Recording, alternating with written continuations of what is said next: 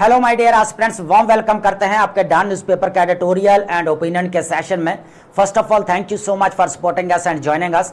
I hope my dear aspirants all of you are doing great and as you know very well कि हम इस class में daily basis के ऊपर current affair, Pakistan affair, IR और ऐसे के रिलेटेड जितने भी इंपॉर्टेंट टॉपिक्स हैं, चाहे उनमें ओपिनियंस हैं, एडिटोरियल्स हैं या हमारे आर्टिकल्स ही क्यों ना हो, इनकी हम एक डिटेल्ड और एग्जाम ओरिएंटेड डिस्कशन तो करते ही हैं, लेकिन इनका बैलेंस अप्रोच के साथ एनालिसिस भी करते हैं, जो हमारे सीएसएस और पीएमएस एग्जाम्स प्रिपरेशन के लिए बहुत इंपॉर्टेंट है।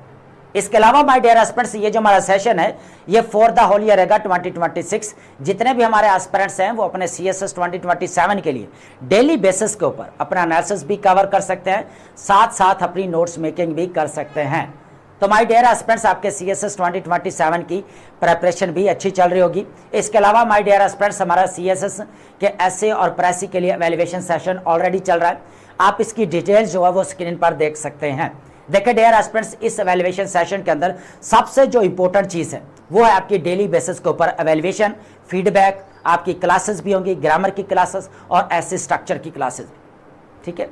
और इसके अलावा आपको एक टॉपिक दिया जाएगा जिसके ऊपर आपने फुल ऐसे लिखना है और उसको डेली बेसिस के ऊपर चेक भी किया जाएगा और आपको अपनी मिस्टेक्स के बारे में जानने को भी मिलेगा, कहाँ कहाँ पर आप लैग कर रहे हैं, कौन कौन से आपके वीक एरियाज, ठीक है। तो आई होप आपने इन चीज़ों को अंडरस्टैंड किया होगा। और अब हम चलते हैं अपने इंपॉर्टेंट टॉपिक्स की तरफ लेकर। आपको पता है कि टॉपिक्स के ऊपर डिबेट करने से पहले हम एक लिटरेरी और फिलोसफिकल स्टेटमेंट को लाजमी डिकोड करते हैं, जो हमारे सीएसएस और पीएमएस के ऐसे के पेपर के लिए काफ़ी इंपॉर्टेंट है।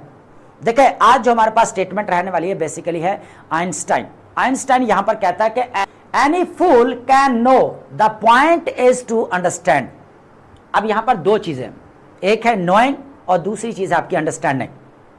आइंस्टाइन ये बात करता है कि भाई कोई भी नादान शख्स है इल्म तो हासिल कर लेता है, लेकिन असल बात उस वक्त होती है जब उस नॉलेज या इल्म को सही तौर पर इस्तेमाल किया जाए। बात करते हैं एस्पिरेंट्स की। अब बहुत सारे एस्पिरेंट्स हैं, वो मुझसे बार बार क्वेश्चन भी पूछते हैं, जितने भी मेरे स्टूडेंट्स हैं वो एक ही चीज़ पूछते हैं कि सर हम नॉलेज तो गेन कर रहे हैं डेली बेसिस के ऊपर, हम कह लें कि रीडिंग भी कर रहे हैं, ठीक है, हम चीज़ों को कह लें कि अंडरस्टैंड भी कर रहे हैं, लेकिन जब पुट करने की बात आती है आंसर के अंदर या आप कह लें कि ऐसे राइटिंग के अंदर चीज़ों को पुट नहीं कर पाते, ठीक है, तो फिर आपके उस नॉलेज का क्या फ़ायदा। इसका मतलब है कि नॉलेज तो है वो कह ले के खासो आम शख्स हासिल कर ही लेता है, लेकिन असल जो चीज़ है वो है उसके कह ले के सही इस्तेमाल पर, ठीक है। देखें एक चीज़ मैं क्लियर कर दूं, एक एस्पिरेंट है उसके पास है सिर्फ 8 to 10 पॉइंट्स, एक एस्पिरेंट है जिसके पास एक क्वेश्चन के रिलेटेड है 18 to 20 पॉइंट्स। अब बात आती है यहां पर अकल की, अंडरस्टैंडिंग की, लेकिन जिसके पास 8 to 10 पॉइंट्स है उसकी अंडरस्टैंडिंग अच्छी है, उसको सही पता है कि इन चीज़ों को मैं किस तरह यूज़ कर सकता हूं, इनको किस तरह पुट किया जा सकता है, इनको किस तरह वर्थ इट बनाया जा सकता है।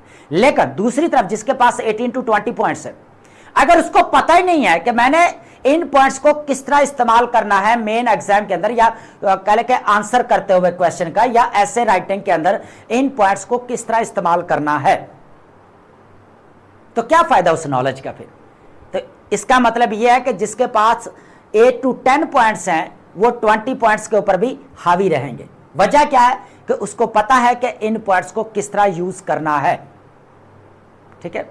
तो नॉलेज गेन करना बड़ी बात नहीं है, नॉलेज को सही इस्तेमाल करना यह सबसे बड़ी बात है, ठीक है। तो आई होप आपने इस चीज को अंडरस्टैंड किया होगा। जितने भी एस्पिरेंट्स हैं कोशिश करें ज्यादा नॉलेज की बजाय आपके पास थोड़ा नॉलेज हो, लेकिन उसका सही इस्तेमाल आपको आना चाहिए, ठीक है। तो माय डियर एस्पिरेंट्स, आज हमारे पास 3 टॉपिक्स रहने वाले हैं, जिनमें 2 ओपिनियंस हैं और एक हमारे पास एडिटोरियल है, जो current affair, Pakistan affair, IR और ऐसे के पेपर के लिए काफी इंपॉर्टेंट है। इसके अलावा माय डियर एस्पिरेंट्स, जिन स्टूडेंट्स के यूएसए हिस्ट्री है उनके लिए भी एक टॉपिक रहने वाला है। तो माय डियर एस्पिरेंट्स, सबसे पहले हम इन टॉपिक्स के ऊपर एक ओवरव्यू लेंगे, देन जो है इनके ऊपर अपनी एक डिटेल डिस्कशन करेंगे, डिबेट करेंगे, इन टॉपिक्स का जो है वो एनालिसिस करेंगे। ठीक है, तो सबसे पहले जो हमारे पास टॉपिक रहेगा यहाँ पर डेस्टिनेशन पाकिस्तान, ये हमारे पास एक ओपिनियन है। ठीक है, the myth of authoritarian developmentalism, analysing institutional decay and governance benchmarks in Pakistan. देखिए, इसके अंदर बड़ी इंपॉर्टेंट डिबेट है। सबसे पहले अगर देखा जाए, पावर एलिट की बात की गई है, ताकतवर अशराफिया की। देखें, आज हम बात करते हैं ना एलिट कैप्चर्ड इकोनॉमी, तो इसके साथ साथ अगर देखा जाए elite captured politics, elite captured institutions, elite captured आपके रिसोर्सेज। अब इस टॉपिक के अंदर बेसिकली कहा यह जा रहा है कि जो ताकतवर अशराफिया, जो पावर एलिट है, उनके अंदर जो है खुद इत्मीदी देखने को मिलती है। और खुद इत्मीदी किन चीजों की बेस के ऊपर है?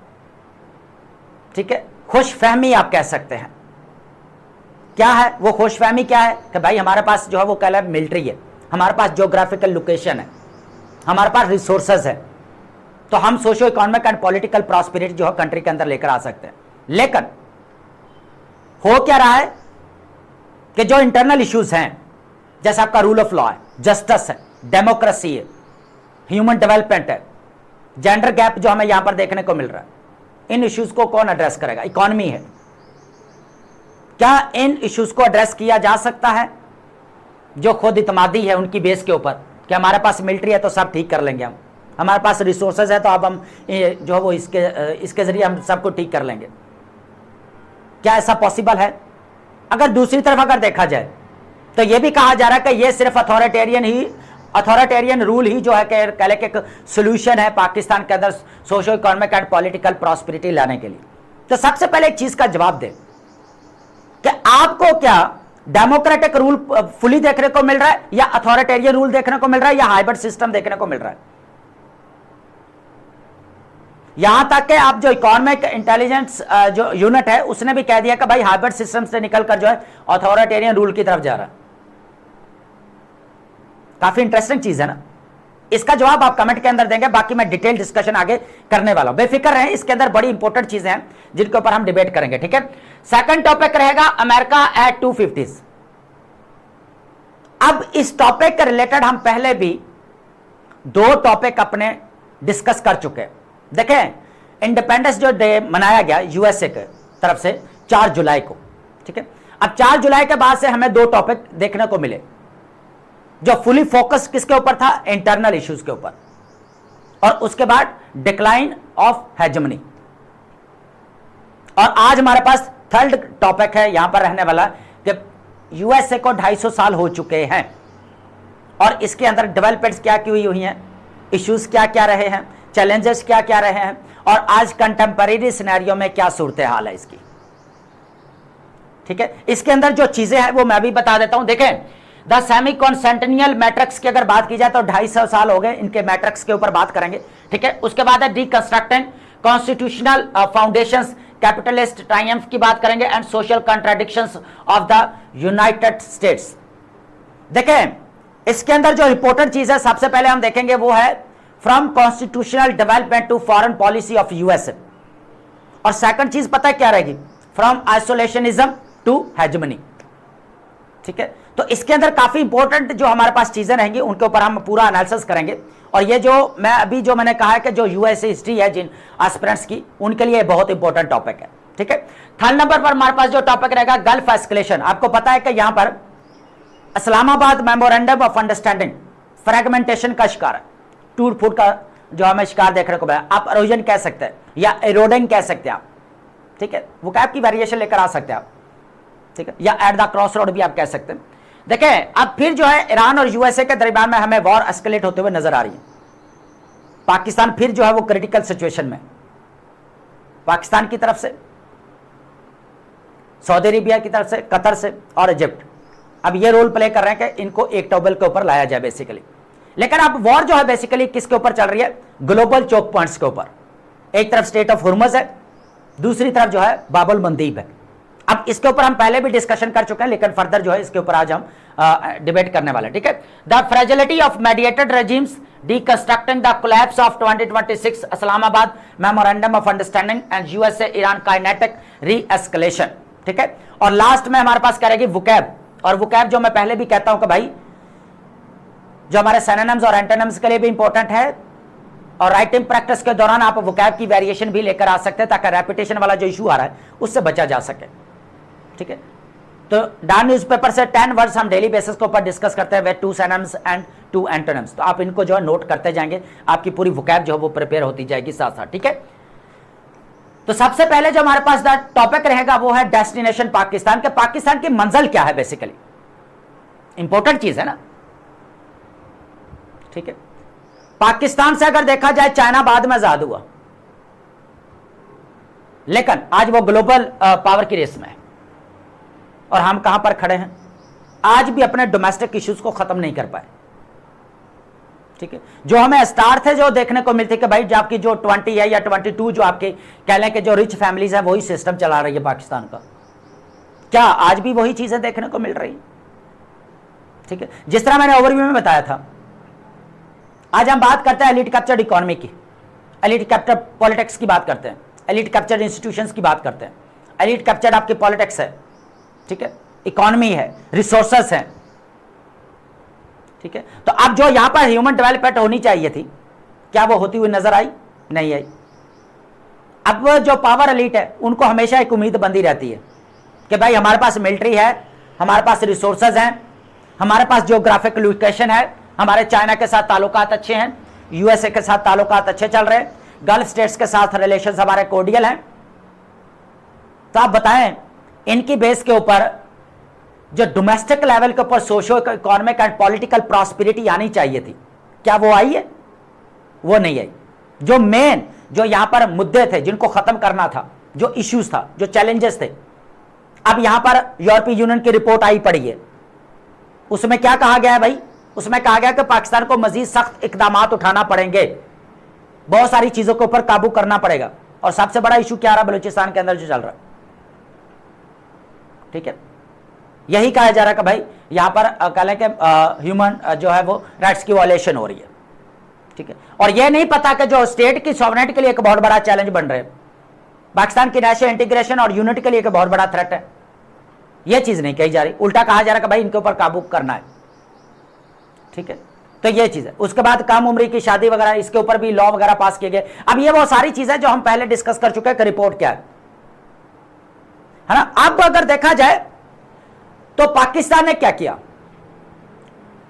जो हमारे पास जीएसपी का स्टेटस है, generalized scheme of preferences, Pakistan ने 28 इंटरनेशनल कन्वेंशंस को साइन किया है। कितना? 27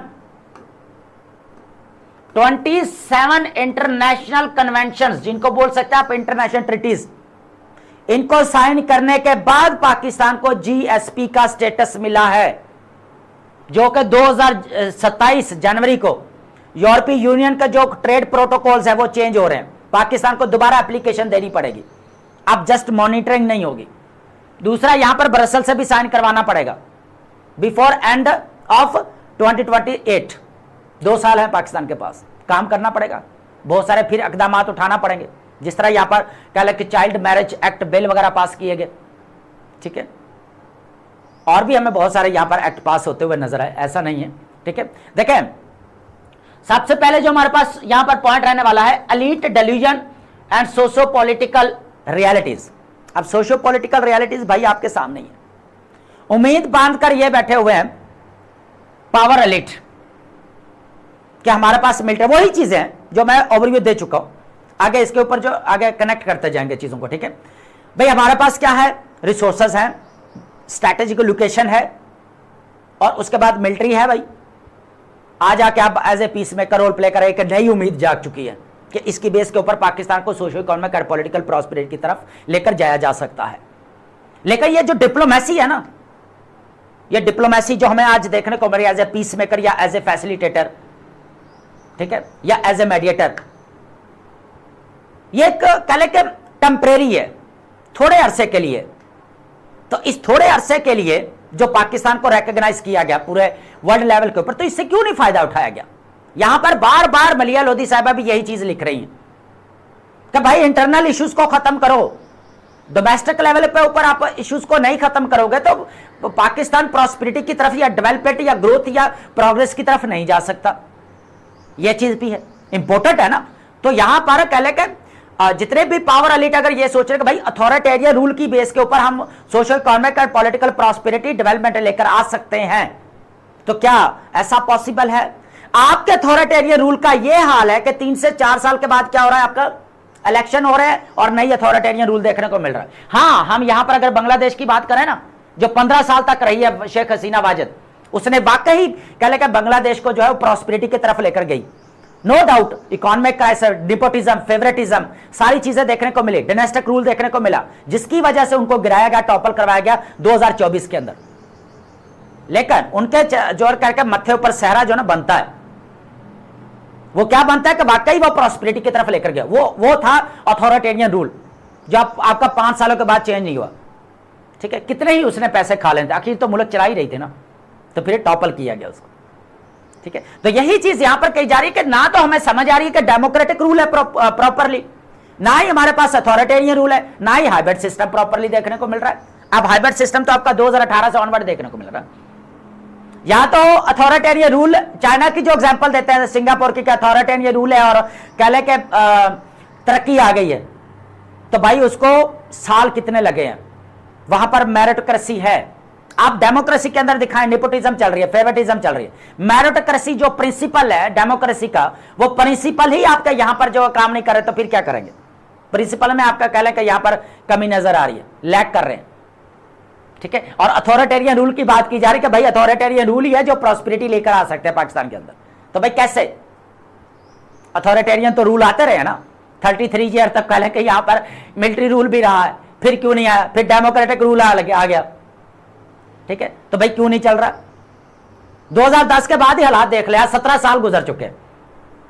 भाई प्रोविंशियल ऑटोनॉमी दी गई, प्रोविंशियल ऑटोनॉमी ने आगे पावर डेलीगेट ही नहीं की। काम चेक करें, जो फेडरलिज्म का अगर थर्ड टायर देखा जाए, कौन सा है? लोकल गवर्नमेंट, लेकिन उसको इंपावर ही नहीं किया गया। ठीक है, ना तो उसको एडमिनिस्ट्रेटिव के अंदर ऐड किया गया, ना उसको जो है फाइनेंशियल बैकअप दिया गया। तो आज भी मार्जिनलाइज्ड कम्युनिटीज वहां के वहां खड़ी है। तो कैसे प्रॉस्पेरिटी आएगी यार? प्रॉस्पेरिटी नहीं आएगी ना। तो यही चीज है, या तो अथॉरिटेरियन रूल लेकर आओ पूरा, या डेमोक्रेटिक रूल लेकर आओ, या पूरा हाइब्रिड सिस्टम लेकर आओ। ठीक है, और यह भी हो, वो लाने के बाद social economic and political development भी होनी चाहिए। यह चीज भी है ना, लेकिन कुछ भी नहीं हो रहा। इश्यूज क्या है? आज भी इंडेक्स के ऊपर हम बात करेंगे, कहां पर इंडेक्स आपके खड़े। डेमोक्रेसी को उठाकर देख लें कहां पर स्टैंड कर रहे हैं हम, ह्यूमन डेवलपमेंट का उठाकर देख लें, जेंडर गैप का उठाकर देख लें। ठीक है, रूल ऑफ लॉ का इंडेक्स उठाकर देख लें। हम यहां पर एग्जांपल देता है स्कैंडिनेवियन कंट्रीज की, डेनमार्क की बात करते हैं, रूल ऑफ लॉ में फर्स्ट नंबर पर आ रहा है। भाई हम कहां पर स्टैंड कर रहे हैं, ये भी तो मैटर करता है ना। ठीक है, तो सबसे पहले अगर देखा जाए हमारे पास है अनजस्टिफाइड ऑप्टिमिज्म, जो भी मैंने बताई यहां पर बात, Pakistan power elites specially within security structure maintains a persistent and misplaced confidence. ठीक है, ये जो खुद इत्मादी है, ये मिसप्लेस होती रहती है, कभी मिलिट्री का सहारा, कभी ज्योग्राफिक लोकेशन का सहारा, कभी जो है कह लें कि यहां पर as a peace maker role play किया है इसका सहारा, लेकिन इंटरनली कुछ भी नहीं हो रहा जिसके ऊपर फोकस करना चाहिए, बजाय हम बाहर फोकस कर रहे हैं। ठीक है, ये चीज चेंजिंग एंकर्स है, shifting from military might to geopolitics to Balochistan mineral wealth की बात की जा रही है, रेयर अर्थ मिनरल्स की बात की जा रही है, नेचुरल रिसोर्सेज की तरफ हमें देखने को मिल रहा है। ठीक है, अथॉरिटेरियन फैसिनेशन। अब कहा तो यह जा रहा है कि भाई अथॉरिटेरियन रूल ही जो है वो कह लेके प्रॉस्पेरिटी लेकर आ सकती है, और एग्जांपल पर से किसकी दी जा रही है? चाइना की दी जा रही है, गल्फ स्टेट्स की दी जा रही है। भाई चाइना की दी जा रही है तो अथॉरिटेरियन रूल आप देखें तो शी जिनपिंग कब से जो है यहां पर प्रेजेंट देखने को मिल रहा है हमें, 15 साल से ऊपर हो गए उस बंदे को। हम क्या कर रहे हैं? 4 साल के बाद एक हुकूमत को टिकने नहीं देते। तो मल्टी पार्टी सिस्टम है ना भाई, डेमोक्रेसी है ना, फिर ये भी तो चीज है ना। समझ नहीं आ रही कि डेमोक्रेसी है या अथॉरिटेरियन रूल है या हाइब्रिड सिस्टम है। यह अजीब ही मिक्सचर हमें देखने को मिल रहा है। ठीक है, अब वो कह रहा है कि 4 साल के बाद एक गवर्नमेंट को टॉपल किया जाता है, फिर नेक्स्ट अथॉरिटेरियन रूल आ जाता है, वो अपनी पॉलिसी से लेकर चलाता है। मींस कह ले कि जिस तरह प्रॉस्पेरिटी आनी चाहिए वो नहीं नजर आती।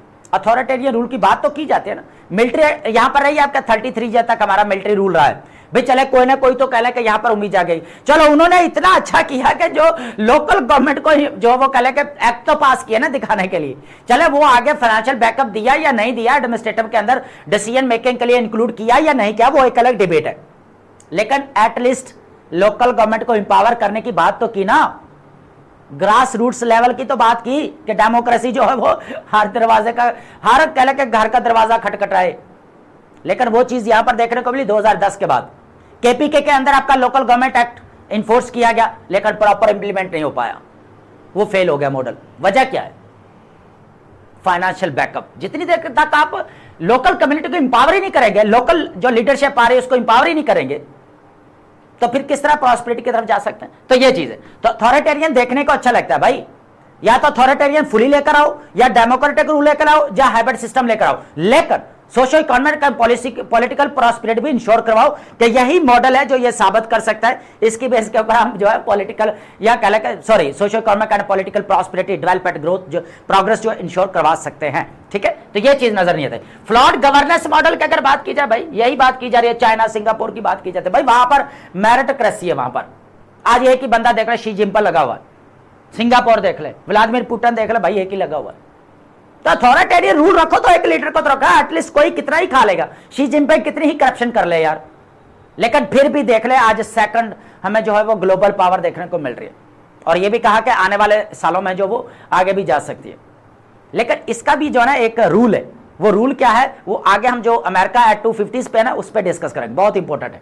अब अगर देखा जाए ट्रांजैक्शनल अगर अप्रोच की बात की जाए टू वेस्टर्न फ्रेमवर्क, अब रही सही कसर जो है यहां पर फॉरेन कंट्रीज ने पूरी कर दी है। ठीक है, अब बात की जा रही है यहां पर जीएसपी स्टेटस की, आईएमएफ की बात की जा रही है भाई। ठीक है, उसके बाद अगर देखा जाए फैटफ और आईएमएफ वगैरह। ठीक है, अब कहीं ना कहीं पर आपको भी पता है कि फैटफ है चाहे जीएसपी स्टेटस है भाई, जीएसपी स्टेटस मिला पाकिस्तान को, कितना साइन करना पड़ा यहां पर 27 इंटरनेशनल ट्रीटीज को, कन्वेंशंस को साइन करने के बाद जीएसपी स्टेटस पाकिस्तान को मिला है। और वो खुद क्या कर रहे हैं, डेवलपिंग कंट्रीज को दे रहे हैं जीएसपी स्टेटस और साथ में दे रहे हैं कंडीशंस कि भाई जो हम रूल बना रहे हैं वो आप लोगों के लिए बना रहे हैं, सिलेक्टिव अकाउंटेबिलिटी है, हमारे लिए वो रूल नहीं है। अपना जदर दिल किया जाकर घुस जाते हैं। यूएसए देख ले, आफ्टर वर्ल्ड वॉर से देख ले, कोल्ड वॉर में गिरा पड़ा है, आज मिडिल ईस्ट में फंसा पड़ा है। ठीक है, पहले 20 ईयर तक अफगानिस्तान से निकला है, साथ ही इराक में था। ठीक है, वियतनाम कोरिया वो तो निकाल ही दें। ठीक है, तो हम यहां पर ये देख रहे हैं कि आप इस चीज को देखें ना, अंदाजा लगाएं कि ये जितने भी आईएमएफ है या हमारे पास ये फैटा वगैरह, ये इनको अगर इनकी जो अगर मेंबरशिप लेनी है तो आपको कंडीशन को साइन करना पड़ेगा, है ना। तो कहीं ना कहीं पर यही बोला जा रहा है कि ये हमें जो है वो कह ले के यहां पर जो है वो कह ले के हेजमनी देखने को मिलती है, या पॉलिटिकल टैकट आप कह सकते हैं। आप socio economic and political influence जो है वो क्रिएट किया जाता है जो थर्ड वर्ल्ड कंट्रीज हैं उनके ऊपर। ठीक है भाई, रूल्स को आपने फॉलो करना है। जीएसपी को साइन किया है तो अब हमें 27 ट्रीटीज को जो साइन करके बैठे हैं भाई उनके ऊपर कह ले इंप्लीमेंटेशन भी तो करनी है या नहीं करनी, क्या वो जीएसपी स्टेटस दोबारा मिलेगा? ठीक है, तो ये चीज भी है। तो कंप्लायंस एज ए टूल है भाई, compliance with the international framework से, ठीक है, as viewed purely as a tactical manoeuvre. ठीक है भाई, ये तो नजर आ ही रहा, स्टेप ऑफ वेस्टर्न लिवरेज है, retain strategic relevance rather than genuine commitment to values. बजाय इसके कि कोई हमें कमिटमेंट नजर आए, कोई वैल्यू एडिशन नजर आए, वो चीज नजर नहीं आती भाई। आपने रूल्स को फॉलो करना, इसकी बेस के ऊपर हम जो आपको मेंबरशिप देंगे। जीएसपी प्लस शॉर्ट कमेंट की अगर बात की जाए 27, अभी मैं बात कर चुका हूं यहां पर, इसके बारे में बता चुका हूं। Disaster performance across global indexes की आप बात कर लेते हैं कितने। देखिए सबसे पहले अगर देखा जाए हमारे पास फ्रेजाइल स्टेट इंडेक्स की अगर बात की जाए तो पाकिस्तान का नंबर पता कौन सा रहा है? 91। कितना Pakistan ranks 91st on the fragile state index. ठीक है, उसके बाद अगर देखा जाए यहां पर बात की जा रही है रूल ऑफ लॉ इंडेक्स की, तो यहां पर 143 में से कितना आ रहा है? यहां पर 130th जो है पाकिस्तान का नंबर आ रहा है। ठीक है, इसके अलावा यहां पर इकोनॉमिक जो इंटेलिजेंस यूनिट है उसने क्या कहा है कि भाई हाइब्रिड सिस्टम से जो अथॉरिटेरियन रूल की तरफ शिफ्ट होता हुआ नजर आ रहा है पाकिस्तान के अंदर डेमोक्रेसी, इसका रूल ऑफ लॉ कहां पर खड़ा हुआ है? इस तरह ह्यूमन डेवलपमेंट चेक करें, इसके साथ ही आप जेंडर गैप इंडेक्स का चेक करें कि पाकिस्तान कहां पर स्टैंड कर रहा है, ठीक है। प्रेस इंडेक्स चेक कर लें, प्रॉस्पेरिटी इंडेक्स चेक कर लें कहां पर खड़ा है। तो इन चीजों के ऊपर फोकस जो करना चाहिए, जो उम्मीद की जा सकती है पावर एलीट की तरफ से, या पावर एलीट को सोचना चाहिए कि भाई इन चीजों के ऊपर अगर हम काम कर लेते हैं, ये किसी का दबाव नहीं है, ये हम अपनी बेहतरी के लिए करेंगे। अगर आज जस्टिस हमें देखने को मिले, रूल ऑफ लॉ देखने को मिले, एजुकेशन देखने को मिले, ठीक है, ये जेंडर गैप जो हमें देखने को मिल रहा है इसको खत्म किया जाए, ह्यूमन डेवलपमेंट के ऊपर इन्वेस्टमेंट की जाए, इतनी आपके पास यूथ पॉपुलेशन है, इसको सही राइट डायरेक्शन में यूज किया जाना चाहिए। तो क्या socio economic and political prosperity हम इंश्योर नहीं करवा सकते स्टेट के अंदर? तो करवा सकते हैं ना, लेकिन मसला क्या है कि यहां पर वही कि पावर लीड को खुद इत्मीद दिया कि भाई किसके ऊपर, यहां पर 3-4 चीजों को भाई हमारे पास ये चीजें हैं तो हम प्रॉस्पेरिटी लेकर आ सकते हैं, लेकिन ऐसा हो नहीं रहा। डोमेस्टिक लेवल के ऊपर अगर देखा जाए तो टेररिज्म फैलती जा रही है।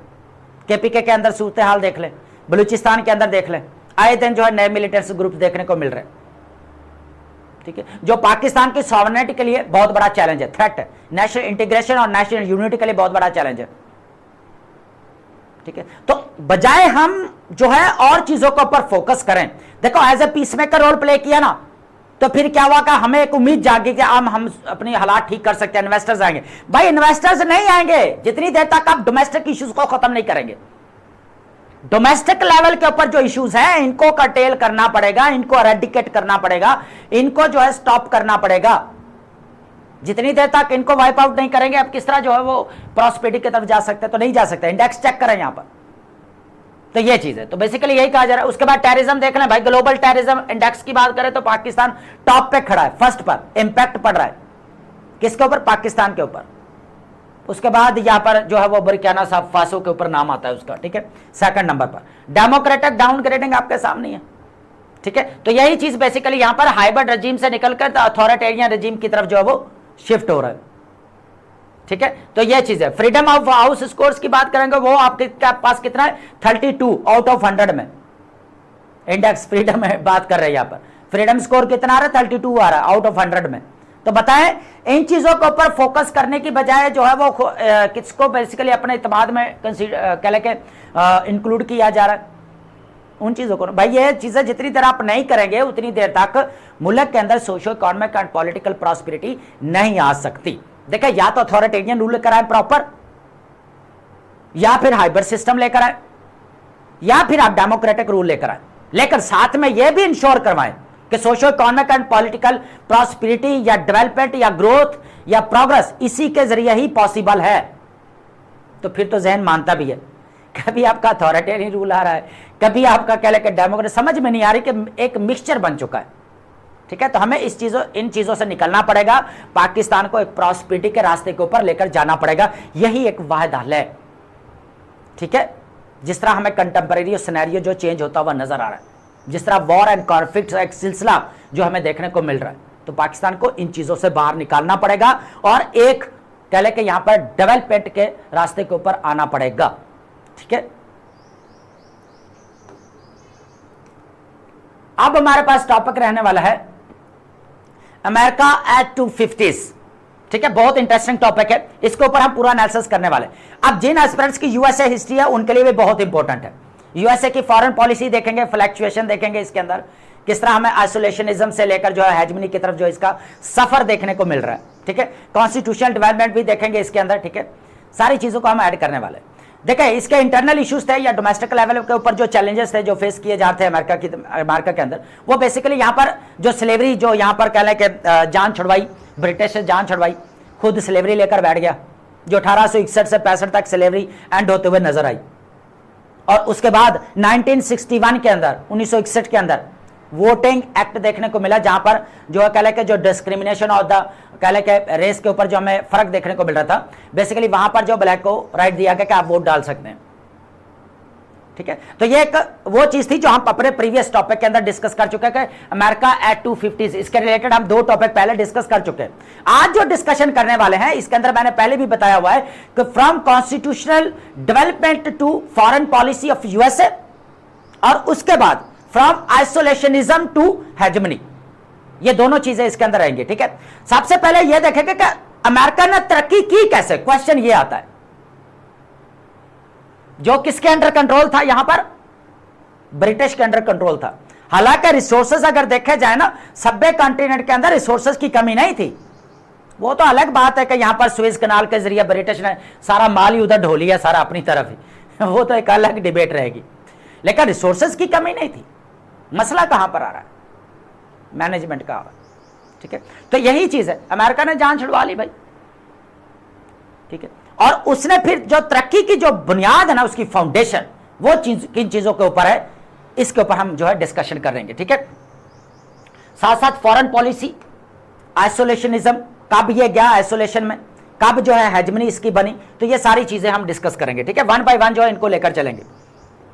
The semiquincentennial matrix, deconstructing the constitutional foundation, capitalist triumph and social contradiction of the United States. ठीक है, foundations of the American miracle की अगर बात की जाए, फाउंडेशनल आइडियल्स 1776 के अंदर डिक्लेरेशन ऑफ इंडिपेंडेंस हमें देखने को मिली 4 जुलाई को, 4 जुलाई को बेसिकली। ठीक है, अब 4 जुलाई को आपको पता है तब से ये जो इंडिपेंडेंस डे मनाया गया है, तो इसके रिलेटेड पहले 2 टॉपिक लिखे जा चुके हैं। ठीक है, ये थर्ड टॉपिक है। तो अगर देखा जाए तो 13 कॉलोनियल स्टेट्स में से 55 to 56 रिप्रेजेंटेटिव फिलाडेल्फिया के अंदर जमा होते हैं। और क्यों होते हैं भाई, ब्रिटिश जान छुड़वाई है किसी ना किसी तरीके, बस अब और हम ब्रिटिश को बर्दाश्त नहीं कर सकते, क्योंकि उधर आपका स्पेन भी घुसा पड़ा है, फ्रांस भी घुसा पड़ा है और यूके भी है। ठीक है, तो यहां पर क्या भाई आप जान छुड़वानी है, फिलाडेल्फिया के अंदर जमा हो गए भाई, इन्होंने यहां पर डिक्लेरेशन ऑफ इंडिपेंडेंस कर दी 4 जुलाई 1776 को। इसके बाद भी स्ट्रगल चलती रही, ठीक 11 साल के बाद, ठीक 11 साल के बाद 1787 के अंदर क्या हुआ, यहां पर कॉन्स्टिट्यूशन प्रिपेयर किया गया, डॉक्यूमेंट प्रिपेयर किया गया। ठीक है, ड्राफ्ट एक तैयार किया गया, और जो किसने साइन किया, जेम्स मेडसन ने। किसने साइन किया, बेसिकली जेम्स मेडसन ने 1787 के अंदर साइन किए। और मजे वाली बात पता है क्या है, जेम्स मेडसन को फादर ऑफ कहा जाता है यहां पर कॉन्स्टिट्यूशन ऑफ यूएसए।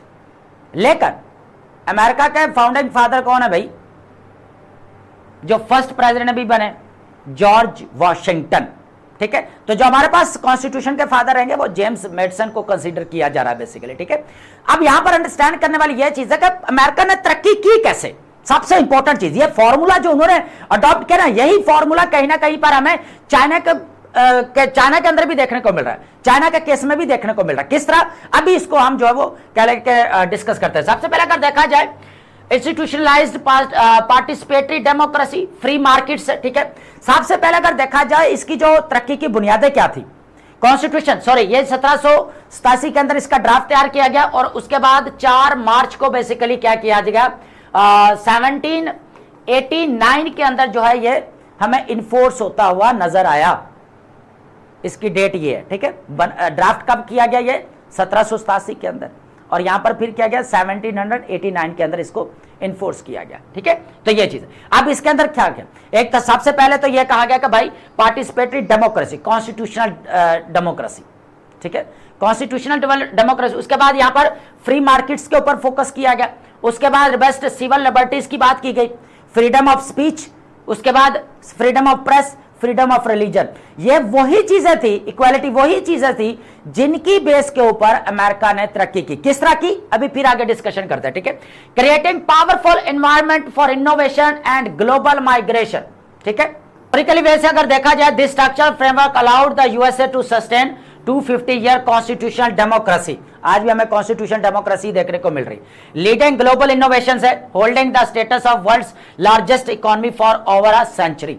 ठीक है, सबसे पहले हम बात करते हैं फर्स्ट जो 100 ईयर्स रहे हैं किसके ऊपर बेसिकली फोकस रहा है, इस चीज के ऊपर देखते हैं। सबसे पहले अगर देखा जाए जो फर्स्ट 100 ईयर्स हैं यूएसए के, इसने फोकस किया यहां पर अपने इकोनॉमी के ऊपर। किसके ऊपर फोकस किया, इकोनॉमी के ऊपर, कि भाई सबसे पहले हमने अपनी इकोनॉमी को स्ट्रॉन्ग करना है। ठीक है, उसके बाद जो है हम आगे जो है चीजों के बारे में सोचेंगे। उसके बाद हमें यहां पर इसके साथ साथ देखा जाए नो अलायंस। ठीक है, तो इसके अंदर इसके अलायंस भी इसने नहीं बनाए, ठीक है। और ये हमें कब तक बेसिक देखने को मिले, 100 ईयर तक, ठीक है, 1787 से या 1789 से लेकर आप कह सकते हैं 1889 तक, ठीक है। तो ये हमारे पास 100 ईयर तक जो है, एक तो इन्होंने इकोनॉमी के ऊपर फोकस रखा, दूसरा इन्होंने क्या किया यहां पर कि अलायंस नहीं बनाए, इसके अंदर जो है वो नहीं पड़े और पूरा फोकस इकोनॉमी के ऊपर। इसके साथ साथ इन्होंने क्या किया, एक और काम, टेरिटोरियल एक्सपेंशन, ताकि जितने भी यहां पर यूरोपियन कंट्रीज की तरफ से अमेरिकन जो स्टेट्स हैं उनको जो कॉलोनीज बनाया जा रहा था उनसे जान छुड़वानी थी। यहां पर हमें फिर डेवलपमेंट देखने को मिलती है 1823 के अंदर। कब बेसिकली यहां पर 1823 के अंदर। तो 1823 के अंदर क्या होता है बेसिकली, यहां पर हमें जेम्स मोनरो डॉक्ट्रिन देखने को मिलती है, जहां पर यूएसए कहता है कि भाई आप बस अब यूरोपियन कंट्रीज फर्दर जो है अमेरिका की स्टेट्स को जो है कॉलोनीज नहीं बना सकते। तो ये हमें मोनरो डॉक्ट्रिन देखने को मिल रही थी, ताकि जितने भी फॉरेन यहां पर कंट्रीज हैं वो कहीं पर ये ना हो, फियर आ गया यहां पर अमेरिका के अंदर कि कहीं ये ना हो दोबारा ये हमें कह ले के स्टेट्स को कॉलोनीज ना बना ले। तो इस तरह जो है वो कह ले के यूनाइटेड स्टेट्स अगर देखा जाए तो वो मर्ज करता गया स्टेट्स को, यहां पर 50 स्टेट्स हमें बनते हुए नजर आए, ठीक है।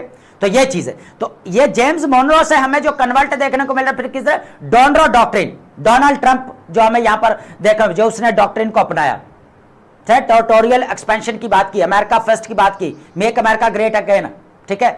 तो यहां पर बोला यूरोपियन कुछ भी नहीं है, ऐसा ना हो कि बाहर पर चाइना रशिया, यूरोपियन से हटकर आप नजर चलेगी चाइना रशिया पर, कहीं ये आकर कंट्रोल ना कर लें, यहां पर कह लें कि यूएसए की जो स्टेट्स के ऊपर। अगर देखा जाए तो वेनेजुएला के अंदर क्या चल रहा है, सोशलिज्म चल रहा है।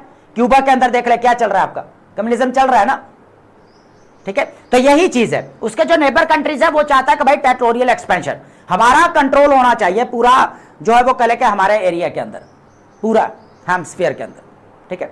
तो यहां पर इन्होंने क्या किया, फिर जेम्स मोनरो डॉक्ट्रिन देखने को मिली कि भाई इसने यूरोपियन कंट्रीज को काउंटर करने के लिए कि भाई बस अब रुक जाओ, अब आप और जो है अमेरिकन कॉलोनीज नहीं बना सकते, ठीक है। तो ये चीजें हमें यहां पर देखने को मिली, ठीक है। इसके साथ अगर देखा जाए इसके बाद क्या हुआ कि नेक्स्ट जो हमें देखने को मिला, फिर जो नेक्स्ट 50 ईयर्स है, इसके बाद अगर देखा जाए वर्ल्ड वॉर 2 तक, बेसिकली वर्ल्ड वॉर 2 तक, ठीक है, 1945 तक इन्होंने क्या किया, इन्होंने ग्लोबल इश्यूज के अंदर इंटरफेरेंस करना शुरू कर दी। वर्ल्ड वॉर 1 भी लड़ी, वर्ल्ड वॉर 2 भी लड़ी, यहां तक कि 1929 के अंदर हमें इकोनॉमिक क्राइसिस भी देखने को मिला, ठीक है। तो अब अगर देखा जाए तो ये ग्लोबल इंटरफेरेंस इनकी बढ़ चुकी थी। तो आफ्टर वर्ल्ड वॉर 2 के बाद जो वाले और अभी तक जो हमें चीजें देखने को मिल रही है, 2001 तक, 1945 तक, 1945 से लेकर 2001 तक हम देखेंगे। इसके बाद क्या हुआ, यहां पर इन्होंने क्या बनाए, IMF बनाया, ठीक है, वर्ल्ड बैंक बनाया, UNO बनाया, NATO बनाई, रूल बेस्ड ऑर्डर को इन्होंने कहा भी फॉलो करेंगे, और दुनिया के अंदर एक निजाम चला दिया, ग्लोबलाइजेशन, एक प्रोसेस। कह ले कि ये किसका लीड करता मॉडल है, यूएसए का लीड करता मॉडल है ग्लोबलाइजेशन, जो कभी हमें पहले एंशिएंट टाइम से देखने को मिली, फिर हमें ना यहाँ पर 18th सेंचुरी के अंदर ब्रिटिश के यूरोपियन कंट्रीज के अंदर देखने को मिली, जब इंडस्ट्रियल रेवोल्यूशन आपका आया तब ग्लोबलाइजेशन। अब जो फिर जो है ग्लोबलाइजेशन लीड करता मॉडल किसका बन गया, यहाँ पर यूएसए का आफ्टर 1945 के अंदर, ठीक है। अब किसने फायदा उठाया, यूएसए ने। तो पूरा कह ले के इंटरनेशनल रूल बेस्ड ऑर्डर हमें देखने को मिला, और ये किसकी कह ले के जेर सरप्रस्त बेसिकली यूएसए के, यूएसए ने बनाया, ठीक है। फिर कोल्ड वॉर के जो हमें देखने को मिला, कोरियन वॉर में ये शामिल हो गया, इंटरफेरेंस देखने को मिली। इसके साथ साथ अगर देखा जाए तो वियतनाम के अंदर फिर यहां पर रशिया ने अटैक कर दिया, सॉरी रशिया नहीं कहेंगे, यूएसएसआर ने अटैक कर दिया, सोवियत यूनियन किसके ऊपर, 1979 अफगानिस्तान के ऊपर। और इधर से पाकिस्तान और इंडिया तो हमेशा ही लड़ते ही आए, फिर वो इनकी तो चल ही रही थी, कॉन्फ्लिक्ट चल ही रहा था, ठीक है। इसके बाद क्या हुआ, 1991 के अंदर क्या हुआ, यूएसएसआर का ब्रेक, पूरी दुनिया के अंदर एक ही आइडियोलॉजी देखने को मिली, कैपिटलिज्म, ठीक है। यूएसए ग्लोबल पावर बन गया, unipolar system, international political system कौन सा बन गया, unipolar system. The end of history पढ़कर देखें ना जरा, फ्रांसिस फुकुयामा की। अब उसके बाद क्या हुआ, फर्स्ट वर्ल्ड वॉर 2 के बाद क्या देखने को मिला, किसकी आपस में लड़ाई देखने को मिली, कन्फ्रंटेशन, कैपिटलिज्म वर्सेस यहां पर कम्युनिज्म, इन दोनों आइडियोलॉजी एक दूसरे के आमने सामने। ठीक है, तो यहां पर अगर देखा जाए तो फुली जो है इनकी पॉलिसी हमें चेंज होते हुए नजर आई, फॉरेन पॉलिसी। ठीक है, अब फॉरेन पॉलिसी क्या हुआ 2001 के अंदर, क्या हुआ 9/11 हुआ 2001 11 सितंबर को 9/11 हुआ, उसके बाद से फिर इनकी फॉरेन पॉलिसी शिफ्ट हो गई, फिर पूरा एशिया की तरफ फोकस आया, फिर यहाँ पर 20 ईयर तक ये अफगानिस्तान के अंदर वॉर लड़ता रहा। फिर इसने क्या किया, यहाँ पर जो है वो कह लें कि अफगानिस्तान के साथ साथ 2003 या 4 के अंदर हमें इराक के अंदर जो है कह लें कि रजीम चेंज वाला प्रोसेस देखने को मिला। ठीक है, तो इस तरह जो है इसकी मिलिट्री इंटरवेंशन जो हमें देखने को मिली। लेकिन आइसोलेशनिज्म की बात करेंगे, देखें आइसोलेशनिज्म जैसे मैंने पहले कहा कि 100 ईयर तक इसने अपने आप को अलग कर दिया दुनिया से। देखा भाई, पहले इकोनॉमी स्ट्रांग करनी है, इकोनॉमी स्ट्रांग करने के बाद जो है हम आगे जो है वो काम करेंगे। यही बात हमें चाइना की देखने को मिल रही है। चाइना को अगर देखा जाए 100 ईयर होने वाले तो नहीं, तकरीबन रह रहे अभी भी 20-22 साल रह रहे हैं ना। तो अगर देखा जाए तो क्या हो रहा है, चाइना सबसे पहले अपनी इकोनॉमी को स्ट्रांग कर रहा है। कहीं ना कहीं पर ऐसा नहीं लग रहा आपको, देखने को नहीं मिल रहा कि यूएसए ने सबसे पहले अपनी इकोनॉमी स्ट्रांग की और यही काम चाइना कर रहा है। ठीक है, यही चीज चाइना कर रहा है 100 ईयर तक, भाई क्यों ना इकोनॉमी को स्ट्रांग किया जाए। तो सबसे पहले आइसोलेशन में रखा यूएसए ने, फिर हमें यहां पर कह लें कि फ्लक्चुएशन हमेशा यूएसए की फॉरेन पॉलिसी के अंदर देखने को मिली हमें। कभी इसने इंटरफेरेंस की, फिर इसने कह लें कि पीछे हट गया, फिर हमें इंटरफेरेंस देखने को मिली। ठीक है, फिर आइसोलेशन में चला गया। तो अभी हमें क्या देखने को मिल रहा है, अभी तो आइसोलेशन में ही जा रहा है ना, पूरी दुनिया से कट ऑफ हो चुका है। पूरी दुनिया से कट ऑफ तो नहीं हो, वो तो इन्फ्लुएंस है, वो एक अलग बात है। लेकिन ट्रांस अटलांटिक जो इसके रिलेशन है वो खराब हुए, नेटो वाले यूरोपियन कंट्री से ही गया, गल्फ स्टेट्स के साथ रिलेशन आपके सामने ही है, इतमाद उठ गया, यूक्रेन को हमायत कर रहा है, ईरान के साथ वॉर लड़ रहा है, मिडिल ईस्ट के अंदर बोपी बनाया जा रहा है, बोर्ड ऑफ पीस बनाया जा रहा है। ठीक है, ये ट्रंप डोनाल्ड डॉक्ट्रिन। तो आइसोलेशनिज्म की से लेकर जो हेजमनी की तरफ जो हमें किस तरह इसका शिफ्ट देगा। हेजमनी कब देखने को मिली, आफ्टर वर्ल्ड वॉर 2 के बाद। ठीक है, जब इसने ग्लोबल इंस्टीट्यूशंस को बनाया, तब जो इसकी हेजमनी जो है पूरे दुनिया के अंदर डॉलर की भरमार हुई आगे। फिर कोल्ड वार का इरा था, फिर डॉलर के भरमार होने की देर, और फिर जो है कह लें कि यहाँ पर हमें कह लें कि हेजमनी डॉलर की देखने को मिली, यूएसए की हेजमनी देखने को मिली। अब यही कहा जा रहा है कि यहाँ पर कहीं ना कहीं हेजमनी जो चेंज हो रही है, मल्टीपोलर सिस्टम आया। यूएसए ने क्या किया, अपनी फॉरेन पॉलिसी को फॉरेन शिफ्ट किया एशिया की तरफ। एशिया में क्यों किया, क्योंकि चाइना कंपेटिटर था। कंपटीशन किसके साथ चल रहा है, स्ट्रेटेजिक कंपटीशन चाइना के साथ। ठीक है, तो पूरा रुख जो है उसने अपना एशिया की तरफ किया, क्योंकि उसको पता था कि अब यूक्रेन रशिया की गेम, यूएसएसआर की गेम खत्म, यूक्रेन को पहले हिमायत कर रहा है। तो उसने क्या किया, एशिया की तरफ। इंडिया के साथ आफ्टर 2000 इसने क्या किया, स्ट्रैटेजिक जो है वो पार्टनरशिप स्टार्ट की इसने इंडिया के साथ। 2006 में पहली दफा लमोआ, बैका ये सारे साइन किए गए फिर। ठीक है, तो अब अगर देखा जाए तो आइसोलेशनिज्म से लेकर जो है हेजमनी की तरफ किस तरह हमें सफर देखने को मिला, किस तरह फॉरेन पॉलिसी के अंदर हमें फ्लक्चुएशन देखने को मिली। ठीक है, तो ये चीज है। तो अभी और भी चीजें हम आगे डिस्कस करेंगे इसके अंदर। ठीक है, तो ये चीज है। अगर इंटरनल क्राइसिस की बात की जाए, थोड़ा फोकस करते हैं। देखें इंटरनली देखा जाए तो रेशियल एंड सोशल डिवाइड, सबसे पहले तो आपकी जो स्लेवरी वाला कॉन्सेप्ट है मैं बात कर रहा था, जो स्लेवरी की वजह इसने बोला जान छूटे, यहाँ पर गुलामी से जो है आजादी मिल जाए, तो इसने ब्रिटिश से क्या किया, यहाँ पर आजादी हासिल कर ली, लेकिन डोमेस्टिकली जो स्लेवरी खत्म नहीं हुई, इनहेरेंटली हमें देखने को मिली। तो फिर ये 1861 से लेकर 1865 तक ये स्लेवरी एंड होते हुए नजर आई, और बाद में फिर 1961 के अंदर वोटिंग एक्ट पास किया गया, जहां पर जो रेशियल डिस्क्रिमिनेशन है वो खत्म की गई। ठीक है, आइडियोलॉजिकल पोलराइजेशन की अगर बात करें, शहर के अंदर कौन था, कैपिटलिज्म इंडस्ट्री थी, गांव के अंदर रूरल एरियाज क्या था, कंजर्वेटिव। तो कंजर्वेटिव और लिबरल ये दोनों आमने सामने। अब इनकी जो है आइडियोलॉजिकल पोलराइजेशन देखने को मिले, और आज तक वही चलती आ रही, कंजर्वेटिव और एक तरफ लिबरलिज्म। ठीक है, तो ये हमें यहां पर पोलराइजेशन देखने को। इकोनॉमिक स्ट्रैटिफिकेशन की अगर बात की जाए तो इकोनॉमी आज आपके सामने ही है कि आप ये हिसाब लगा लें कि कैपिटलिज्म है। तो कैपिटलिज्म में क्या हो रहा है कि आज यूएसए के 10 ऐसे जो लोग हैं जो 50% लोगों की जो है वो कह लें कि जो दौलत है उसके बराबर है यूएसए की। ये एलॉन मस्क से लेकर ये जितने भी बिल गेट्स से लेकर, ठीक है। तो 10 पीपल ऐसे हैं जो बेसिकली 50% जो वेल्थ है ना यूएसए की वेल्थ है उनके इक्वल है। तो कैपिटलिज्म ने इतनी इनक्वालिटी यहां पर क्रिएट की, इसलिए तो बेचारा कार्ल मार्क्स लिखते लिखते मर गया, क्लास स्ट्रगल बता बता कर वो थक गया, ठीक है। तो यही चीज है कि कैपिटलिज्म जो है यहां पर इनक्वालिटी जो है यहां पर क्रिएट करते, इसकी वजह से हमें क्लास सिस्टम एक क्रिएट होता हुआ नजर आता है, ठीक है। तो ये चीज है, तो ये इंटरनल इश्यूज है बेसिकली। यहां पर हिस्ट्री के अंदर बहुत सारे चैलेंजेस भी जो है इसने देखे, अमेरिका ने, ऐसा नहीं है कि चैलेंजेस नहीं देखे। 1929 वाला इकोनॉमिक क्राइसिस भी आपके सामने ही है। इसके बाद यहां पर हमें जो कह के हमेशा से ब्लैक एंड व्हाइट वाली जो यहां पर चीजें देखने को मिली, ठीक है, और भी बहुत सारे इश्यूज हमें देखने को मिले, ठीक है। उसके बाद है foreign policy evolution and global disruption की अगर बात की जाए, from isolationism to hegemony, USA foreign policy has shifted periodically, अगर देखा moving from the 19th century exceptionist isolationism Monroe doctrine, ठीक है। तो ये हमें चीज यहां पर देखने को मिली। तो उस वक्त कहा कि भाई अब जो है ना हम यूरोपियन कंट्रीज को यहां पर जो है वो एंटर नहीं होने देंगे, जो है कह ले के यूएसए की जो स्टेट्स हैं उनके ऊपर जो है कह ले के कब्जा ना हासिल कर ले या उनको अपनी कॉलोनीज ना बना ले, ठीक है। To post world war two leadership of the global rule based order aimed at containing communism, ठीक है। कम्युनिज्म को काउंटर करने के लिए बहुत बड़ा फियर था, और आज भी यही बोला जा रहा है, रेड स्केयर रिडक्स, कम्युनिज्म का फियर दोबारा आता जा रहा है। लेकिन कौन आ रहा है आपका जो है वो कह ले के पॉलिटिकल लीडरशिप टैकट, अब वो भी टैकट फेल होती नजर आ रही, क्योंकि अभी कंटेम्परेरी सिनेरियो में कौन राइज हो रहा है, चाइना राइज हो रहा है। आप कम्युनिज्म वाली गेम खत्म है, तो ये कहा जा रहा है भाई चाइना राइज हो रहा है।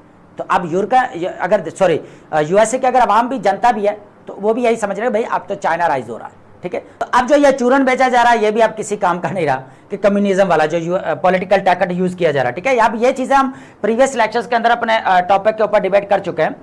अब अगर देखा जाए पिवट टू प्रैग्मेटिज्म की अगर बात की जाए, under Donald Trump America first, make America great again, ये हमें नेशनल सिक्योरिटी स्ट्रेटेजी पॉलिसी देखने को मिली यूएसए की, ठीक है। इसने क्या किया, टेरिटोरियल एक्सपेंशन, सबसे पहले वेनेजुएला वाला केस आपके सामने है, फिर इसने यहां पर क्यूबा वाला, फिर ग्रीनलैंड मुझे चाहिए भाई, नेशनल सिक्योरिटी के लिए बहुत बड़ा चैलेंज है।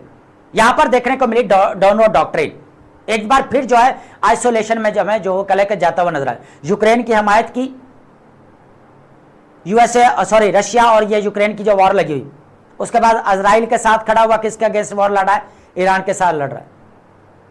और जो इसके रिलेशन थे यूरोपियन कंट्रीज के साथ, ठीक है, वो भी खराब हो, वो भी फ्रैगमेंटेशन का शिकार है, टूट फूट का शिकार है, इरोजन देखने को मिल रही, ट्रांस अटलांटिक जो टाई हमें देखने को मिल रहा, एक दूसरे के ऊपर कह लेके यहां पर काफी जो है क्रिटिसिज्म भी देखने को मिला। और यूरोपियन कंट्रीज की तरफ से क्या कहा गया, भाई ये वॉर हमारी है ही नहीं, ये नाटो का मिशन है ही नहीं। ट्रंप बार बार करेगा भैया आओ साथ खड़े हो, आपको लड़ना चाहिए, नाटो का मिशन है। लेकिन यूरोपीय यूनियन कहता है जहां पर यूएसए के इंटरेस्ट नहीं होते वहां पर लड़ना शुरू कर देता है, जहां पर हमारे इंटरेस्ट होता है हम क्या जाए। तो ये चीज भी, तो इस तरह जो है हमें अगर देखा जाए तो आइसोलेशनिज्म की तरफ जो है फिर जाते हुए नजर आ, जो वर्ल्ड वॉर 2 की तरफ जो हमें हेजेमनी इसकी बनते हुए नजर आई, ठीक है। तो अब यहाँ पर कहीं ना कहीं पर यह कहा जा रहा है कि हेजेमनी यहाँ पर डिक्लाइन हो रही है क्योंकि चाइना राइज हो रहा है यहाँ पर, ठीक है। तो ये चीज है।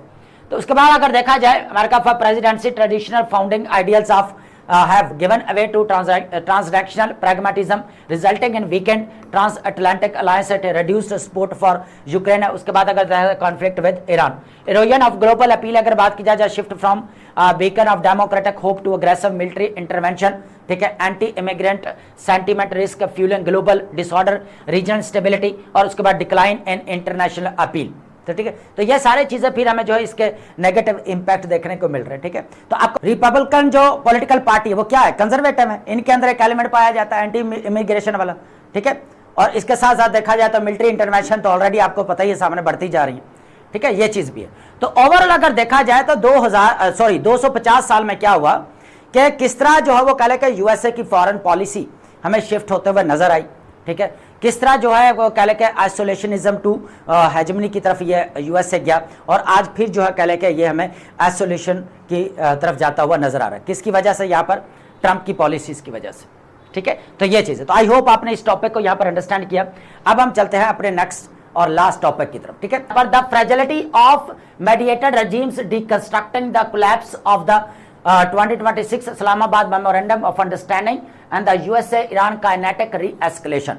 तो दोनों कंट्रीज के दरमियान में दोबारा हमें री एस्केलेशन देखने को मिल रही है। ठीक है, यूएसए की तरफ से क्या किया जा रहा है, ईरान के जो इंफ्रास्ट्रक्चर्स हैं उनको तबाह किया जा रहा है, और ईरान की तरफ से क्या किया जा रहा है, बेसिकली जो यूएसए मिलिट्री बेसेस हैं गल्फ स्टेट्स के अंदर, जैसे आपका इराक के अंदर है या कुवैत के अंदर है, बहरीन के अंदर है या कतर के अंदर या यूएई के अंदर, उनको टारगेट किया जा रहा है ईरान की तरफ से। ठीक है, लेकिन अब जो है ना बेसिकली वॉर जो देखने को मिल रही है, वो वॉर मिल रही है हमें ग्लोबल चोक पॉइंट्स के ऊपर, स्टेट ऑफ हॉर्मुज को लेकर, और उसके बाद अगर यहां पर यह भी कहा जा रहा है ईरान की तरफ से कि अगर हम हौदीज को अगर ये बोल दें तो वो बाबुल मंदीब को भी ब्लॉक कर देंगे। ठीक है, तो ये चीज है। अब इसका सोल्यूशन क्या है ये भी देखते हैं। Collapse of Islamabad memorandum of understanding and strategic waterway war. ठीक है, स्ट्रेटेजिक वाटरवे की वॉर की जो बात की जा रही है वो स्टेट ऑफ हॉर्मुज को लेकर बात की जा रही है, बाबुल मंदीब को लेकर जो अभी स्टार्ट हुई है।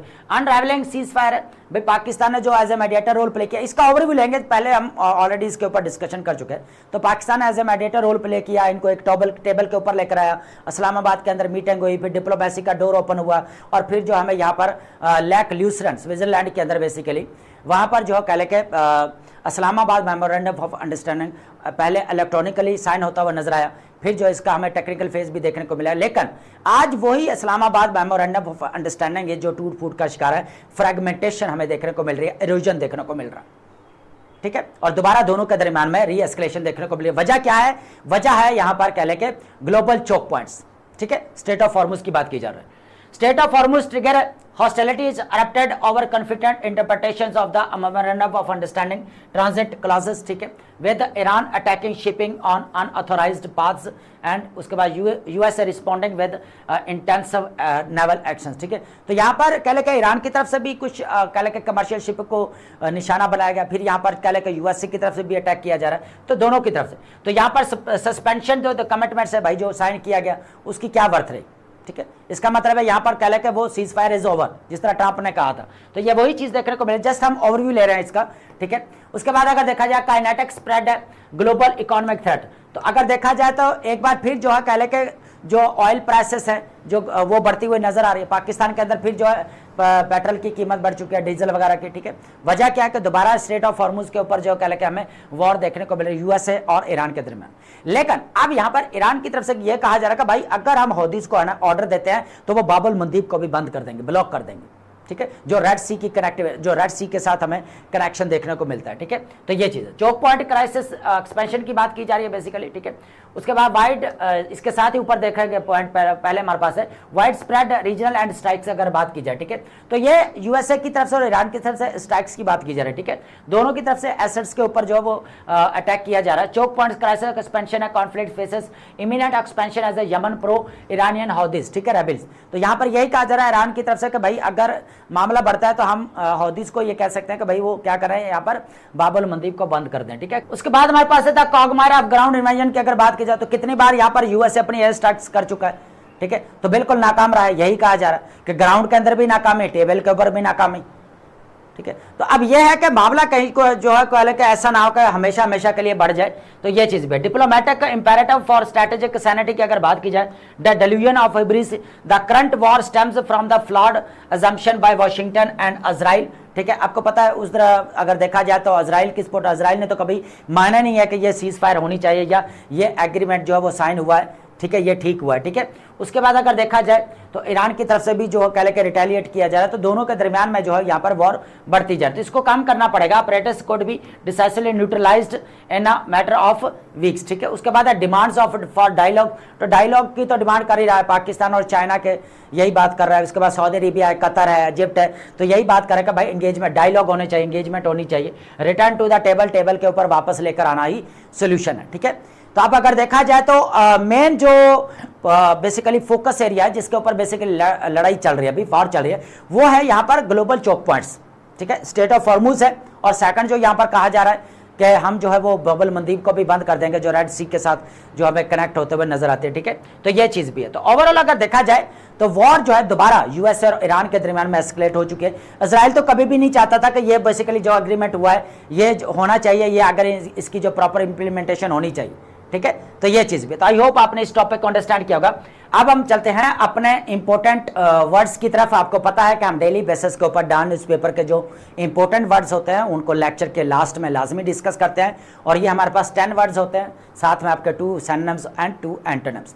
तो ओवरऑल अगर देखा जाए तो 50 वर्ड्स पर डे हम जो है डिस्कस कर रहे हैं, और इनको अगर आप नोटबुक के अंदर जो है ऐड करें और साथ में प्रिपेयर करते जाएंगे तो मंथली आप देखेंगे कि आपके 1500 वर्ड्स जो है वो प्रिपेयर हो जाएंगे। ठीक है, तो इजीली हो जाएंगे। 10 वर्ड्स आप फिक्स कर दें, ठीक है, एग्जाम तक आप इनको प्रिपेयर करते जाएं तो आपका एक तो सिनोनिम्स और एंटोनिम्स के लिए भी वोकैब तैयार होती जाएगी। दूसरा अगर देखा जाए तो राइटिंग प्रैक्टिस के अंदर आप वोकैब की वेरिएशन लेकर आ सकते हैं। ठीक है, तो सबसे पहले जो हमारे पास वर्ड रहने वाला है इधर सरोगेसी। ठीक है, सरोगेसी का मतलब बताओ अल्टरनेट बोल सकते हैं या सब्स्टिट्यूट। ठीक है, एज ए मुतबादल काम करना। ठीक है, यहाँ पर ये स्टेटमेंट दी गई है। उसके बाद अगर देखा जाए सिनोनिम हमारे पास क्या रहेगा, सब्स्टिट्यूट आप बोल सकते हैं। ठीक है, मदरहुड या सरोगेट प्रेगनेंसी, और एंटोनिम क्या बनेगा, नेचुरल मदरहुड या सेल्फ जेस्टेशन बोल सकते हैं आप इसको। ठीक है, सेकंड वर्ड हमारे पास करेगा यहाँ पर वैंगार्ड, बहुत इजी वर्ड है। द लीडिंग पोजीशन जो फोर फ्रंट पर होता है, बेसिकली लीडर बोल सकते हैं आप। ठीक है, group at the four front of a movement, development या एक्शन। ठीक है, उसके बाद अगर देखा जाए तो यहाँ पर हमारे पास करेगा फोर फ्रंट, लीडर को बोला जाता है। उसके बाद ऑपोजिट क्या बनेगा, रेयर या फॉलोअर्स। ठीक है, तो वैंगार्ड वो होता है जो लीडिंग पोजीशन पर होता है, फोर फ्रंट पर। ठीक है, तो ये चीज है। नेक्स्ट वर्ड हमारे पास करेगा यहाँ पर सबसर्विएंट, बहुत इजी वर्ड है। सबसर्विएंट का मतलब होता है एक्सेसिवली विलिंग टू ओबे और सर्व अदर्स या सबमिसिव, अतात करने वालों को बोला जाता है, या हद से ज्यादा गुलामाना जो अंदाज होता है आप वो बोल सकते हैं सबमिसिव या ओबीडियंट। ठीक है, फरमाबरदारी भी बोल सकते हैं। ऑपोजिट क्या बनेगा, इंडिपेंडेंट या असल्टिव आप इसको बोल सकते हैं। ठीक है, नेक्स्ट वर्ड हमारे पास करेगा यहाँ पर ट्रंकेट, बहुत इजी वर्ड है। ट्रंकेट का मतलब to shorten by cutting off a part. ठीक है, पार्ट्स को कट करके उसको छोटा करना या मुख्तसर करने को बोला जाता है। शॉर्टन या एब्रीविएट, ऑपोजिट क्या बनेगा, एक्सटेंड या लेंथन आप इसको बोल सकते हैं। नेक्स्ट वर्ड हमारे पास करेगा यहाँ पर क्वेबल। क्वेबल बहुत इजी वर्ड है, बेसिकली नुक्ताचीनी करने को बोला जाता है। To argue over trivial details. ठीक है, जो मामूली तफसील पर जो नुक्ताचीनी करते हैं या बहस करते हैं। ठीक है, रेज पिटी ऑब्जेक्शंस। ठीक है, निटपिक बोल सकते हैं या केवल, ऑपोजिट क्या बनेगा, एग्री या कंसीड। नेक्स्ट वर्ड हमारे पास क्या रहेगा यहाँ पर मनूवर, बहुत इजी वर्ड है। मनूवर का मतलब होता है केयरफुली प्लान्ड मूवमेंट और strategy to gain a advantage. होता क्या है कि हिकमत अमली को बोल सकते हैं, कोई फायदा हासिल करने के लिए जो अपनाई जाती है, या चाल बोल सकते हैं। ठीक है, स्ट्रैटेजी या टैकट, ऑपोजिट क्या बनेगा, प्लंडर या मिस मैनेजमेंट। ठीक है, तो ये हमारे पास इंपॉर्टेंट वर्ड्स है, इनको आपने लाजमी नोट करना है। नेक्स्ट वर्ड जो हमारे पास रहेगा यहाँ पर रेलीगेट। ठीक है, रेलीगेट मींस क्या होता है, टू मूव समवन या something to a lower rank और लेस इंपॉर्टेंट पोजीशन। तो आप यहाँ पर यह कह सकते हैं बेसिकली कि कम दर्जे का भेज देना या डिमोट कर देना। ठीक है, तो डिमोट या डाउनग्रेड, ऑपोजिट क्या बनेगा, प्रमोट या एलिवेट आप बोल सकते हैं। नेक्स्ट वर्ड हमारे पास करेगा यहाँ पर एप्रीहेंशन। एप्रीहेंशन बहुत ईजी वर्ड है। फेयर एंग्जाइटी, बेसिकली खौफ को बोला जाता है कोई चीज रूनुमा ना हो जाए। ठीक है, उसके बाद अगर देखा जाए something that may happen, also understand of something. ठीक है, एंग्जाइटी या फेयर। उसके बाद ऑपोजिट क्या बनेगा, कॉन्फिडेंस या रीअश्योरेंस। ठीक है, वर्ड क्या रहेगा हमारे पास सेकंड लास्ट, पेनिटेंट। पेनिटेंट बहुत इजी वर्ड है। Feeling sincere regret for wrong doing, कोई भी गलत काम किया जाता तो उसके ऊपर क्या होना, बेसिकली पछतावा होना कि मैंने ये काम नहीं करना था। ठीक है, तो ये चीज़ है। तो विलिंग टू मेक अमेंड्स, तलाफी करना, तलाफी करने की ख्वाहिश रखना। ठीक है, कोई भी गलत काम किया था। रिमोर्सफुल या रिपेंटेंट बोल सकते हैं। ऑपोजिट क्या बनेगा यहाँ पर, अनरिपेंटेंट या डिफाइंट। ठीक है, मनारफ हो जाना बेसिकली। ठीक है, लास्ट वर्ड हमारे पास क्या रहेगा यहाँ पर, स्कम्बिंग। स्कम्बिंग मीनिंग क्या रहेगा, फेलिंग टू रेजिस्ट और गिविंग, हार मान लेने को बोला जाता है। एंड टू प्रेशर या इलनेस या अटेम्पटेशन। ठीक है, यील्डिंग या सरेंडरिंग या कैपिचुलेट भी आप बोल सकते हैं, सरेंडर करना, हार मान लेना। ऑपोजिट क्या बनेगा, रेजिस्टिंग या ओवरकमिंग। ठीक है, तो आई होप आपने लेक्चर को अंडरस्टैंड किया होगा and thank you so much.